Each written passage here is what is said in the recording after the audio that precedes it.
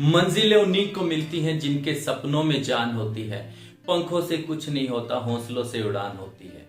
रहने दे आसमां जमीन की तू तलाश कर, रहने दे आसमां जमीन की तू तलाश कर, सब कुछ यही है कहीं और ना तलाश कर। हर आरजू पूरी हो तो जीने का क्या मजा, हर आरजू पूरी हो तो जीने का क्या मजा। जीने के लिए बस एक खूबसूरत वजह की तलाश कर, जीने के लिए बस एक खूबसूरत वजह की तलाश कर। दिस इज प्रद्युमन राजपुरोहित, आपका दोस्त। आप देख रहे हो मेरा यूट्यूब चैनल और आज का मेरा जो टॉपिक है वो रहेगा स्टेज फियर। स्टेज फियर एक ऐसा डर है जो बहुत सारे लोगों को जो है वो होता है और बहुत सारे लोग जो है स्टेज के नाम से डरते हैं। तो उसके बहुत सारे रीजंस हैं कि स्टेज से जो है लोगों को डर क्यों लगता है और उनके जो रीजंस है उनके कारणों को आज हम जानेंगे। वन बाय वन हम देखेंगे कि कौन कौन सी चीजें हमें ध्यान में रखनी है स्टेज के ऊपर चढ़ते टाइम। जब भी कभी आपको मौका मिलता है स्टेज पर आने का, या जब भी आपको मौका मिलता है आपका नाम अनाउंस आता है, स्टेज पर आपका नाम लिया जाता है, तो सबसे पहला काम आपने क्या करना है, एक लंबी सांस लेनी है। जब आप लंबी सांस लेते हो तो क्या होता है कि जो ऑक्सीजन होती है वो हमारे अंदर आती है और ऑक्सीजन से क्या होता है कि हमारी बॉडी जो है वो रिलैक्स महसूस करती है और उसके अंदर जो ऑक्सीजन से जो है हमारी जो एनर्जी है वो हमारी बढ़ती है और हमारे अंदर जो कॉन्फिडेंस है वो डेवलप होता है। सबसे पहला काम आपने ये करना है कि हमें लंबी सांस लेनी है और लंबी सांस लेके हमें स्टेज पर जाना है।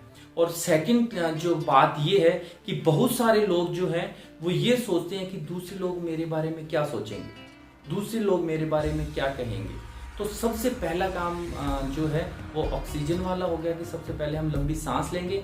और सेकंड काम जो है वो ये ध्यान रखना है कि जब भी आप कभी भी भाषण दो, जब भी कभी भी आप स्टेज पर हो, तो आपको सामने वाले को कभी सुपीरियर मत मानो। जब हम किसी सामने वाले को जो है सुपीरियर मान लेते हैं, हमसे ज्यादा क्वालिफाइड मान लेते हैं, हमसे ज्यादा योग्य हम मान लेते हैं, तो कहीं ना कहीं हमारे अंदर जो है कॉम्प्लेक्शन जो है इन्फीरियरिटी कॉम्प्लेक्स वो पैदा हो जाता है और हम वो चीज नहीं दे पाते जो हमें एक्चुअल में देनी चाहिए। तो सबसे पहला काम आपने ये करना है कि एक तो लंबी सांस लेनी है। सेकंड क्या है कि कभी भी आप जो सामने ऑडियंस है उनको कभी भी बहुत ज्यादा जो है खुद से ज्यादा इंटेलिजेंट, खुद से ज्यादा एजुकेटेड जो है वो हम नहीं मानेंगे। जब हम दूसरों को जो है वो ये सोचने लग जाते हैं कि सामने वाला जो है मेरे से ज्यादा सुपीरियर है, मेरे से ज्यादा सीनियर है, उस टाइम में हमारे अंदर जो कॉम्प्लेक्शन आना शुरू हो जाता है और हमारे जो बॉडी लैंग्वेज है और हमारे जो शब्द हैं उनके अंदर जो तालमेल है वो नहीं बैठ पाता। तो आपने क्या करना है, जब भी आप भाषण देते हो तो आपके सामने जो ऑडियंस है उनको क्या मानो, एक बच्चा मानो। उनको मानो कि आप बच्चे के सामने परफॉर्म कर रहे हो और बच्चे से जो है वो कोई भी नहीं डरता। तो बच्चे के सामने जो है वो हम अपने आप को रिप्रेजेंट करेंगे, बच्चों के सामने हम अपने आप को प्रेजेंट करेंगे, तो आप देखोगे कि जो ऑडियंस है उनके सामने जो आपका एक इफेक्ट है, बहुत ही एक पॉजिटिव इफेक्ट जो है वो आपका ऑडियंस के साथ जाएगा। क्योंकि बच्चों के साथ हम जोली नेचर में भी बात करते हैं, बच्चों के साथ जो है हम हर तरह की बात जो है बच्चों से कर लेते हैं विदाउट हेजिटेशन।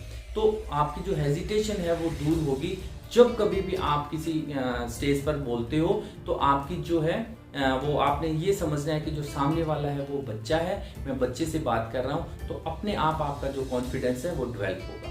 और तीसरी और इम्पोर्टेंट बात ये है कि जब आप किसी से बात करते हो तो आपका आई कांटेक्ट होना जरूरी है।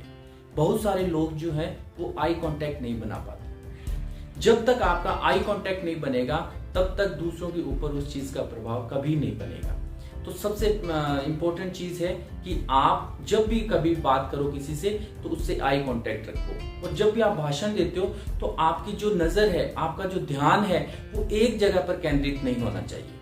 आपका जो फोकस है वो एक जगह पर नहीं होना चाहिए। आपकी आई बॉल्स आप हर किसी के सामने देख देख कर आप बोलोगे, क्योंकि जब आप किसी को सबके सामने देखकर बोलते हो तो आपका जो प्रभाव है वो एक पॉजिटिव प्रभाव दूसरों के ऊपर पड़ता है।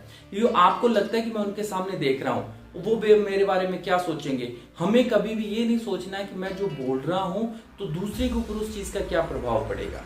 हमेशा जो वक्ता होता है, जो अच्छा एक वक्ता होता है, वो कभी भी इस चीज को बॉदर नहीं करता कि दूसरे मेरे बारे में क्या सोचेंगे।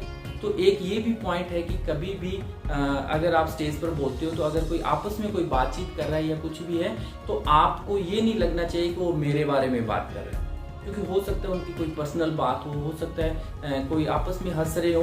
तो कई बार क्या होता है कि जो बोलने वाला होता है उसको लगता है कि वो जो हंस रहे हैं वो मेरे लिए हंस रहे हैं।